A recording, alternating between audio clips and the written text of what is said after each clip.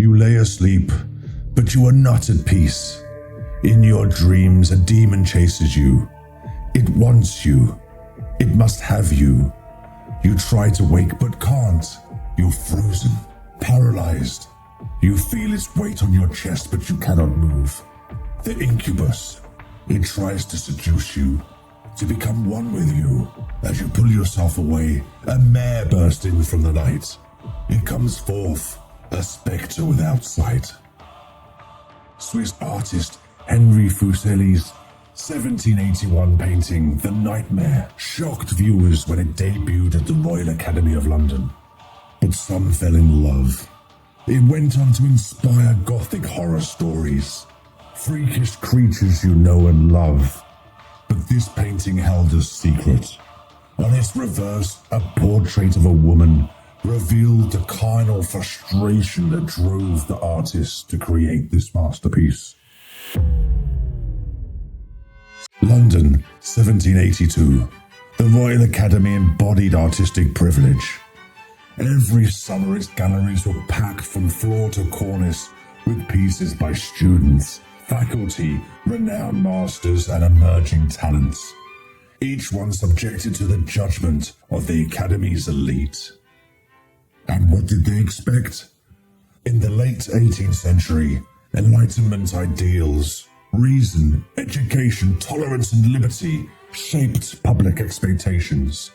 Visitors to the Royal Academy of Arts looked for paintings that delivered moral lessons, historical narratives, or philosophical insights. Paintings like the Oath of the Horatii, which preached civic duty, or the Village Bride, which extolled the virtues of a humble, loving marriage and family duty over aristocratic excess. So, viewers of The Night-Mare were horrified to witness the scene of a woman lying prone with no obvious moral message. Where is God? Where is the symbolism that teaches us the correct path to walk? The outrage is clearer once you realize 18th century viewers would recognize the creature on her chest. This is an incubus. The incubus is a demon in folklore that seeks to have intercourse with a sleeping woman. Understanding this makes us appreciate the horror of this painting anew. It is a nightmare, and that's why this horse is coming out of the shadows. The white-eyed horse is a visual pun. Literally a female horse, a mare in the night, but the joke is layered. The English word nightmare actually comes from Mara, a Northern European sleep demon, which in this case is the incubus. Or is it? While some viewers were outraged, many loved it, so much so that Henry Fuseli created 3 copies of it and had prints made that were affordable by ordinary folk. But it was a different group that took this painting most to heart. The Romantics, specifically the Gothics. Romanticism probed raw feelings and humanity's bond with nature. Gothic art pushed further, descended into darker taboo territory. Many Gothic writers were influenced by The Night-Mare, including Edgar Allan Poe, and famously Mary Shelley with her Gothic novel Frankenstein. Shelley was probably familiar with the painting, since her parents knew Fuseli. The scene of Frankenstein's monster killing Victor's bride appears to be lifted straight from the painting. She was there, lifeless, inanimate, thrown across the bed, her head hanging down, and her pale, distorted features half covered by her hair. But it isn't a creature from Shelley's novel that's the monster in this painting. It isn't even the incubus. The real monster is the Swiss artist Henry Fuseli, who acted out his carnal frustrations in this piece. You see, Fuseli was in love. He was in love with Anna Landholt, the niece of his friend Johann Caspar Lavater.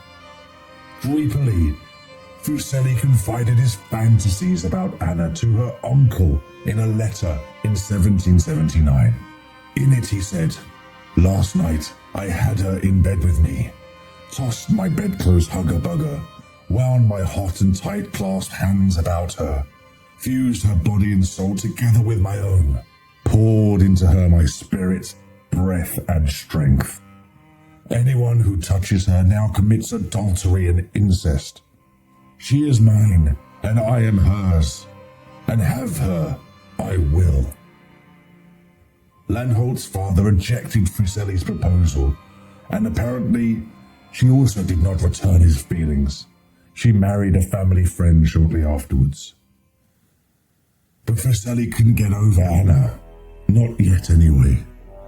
First, he had to get rid of his carnal frustrations. So he painted a portrait of Anna and then used the other side to paint the Incubus as male desire personified. And the horse thrusting through the drapery stands in for the carnal act. It would still be 100 years before Carl Jung was born, yet the night-mare hits every Jungian note. Autonomous dream drama, shadow projection, archetypal monsters, compensatory erotics, and a spiritual shock that drags the unconscious into the light. That is why this piece fascinated viewers back in 1782 and still does today. If you'd like to regale your friends with this dark, twisting tale, I've got a 30% discount for you, so you can own it or any of the others from our store, artloverart.com. Every purchase helps me continue to make videos like this one. I've left a link and the discount code in the description. If you enjoyed this, please hit the like button and subscribe. I post new videos every Tuesday. And if you want more, check out this video on why people rip this poster off the walls of Paris, or view a playlist of all of our videos. Okay, until next time.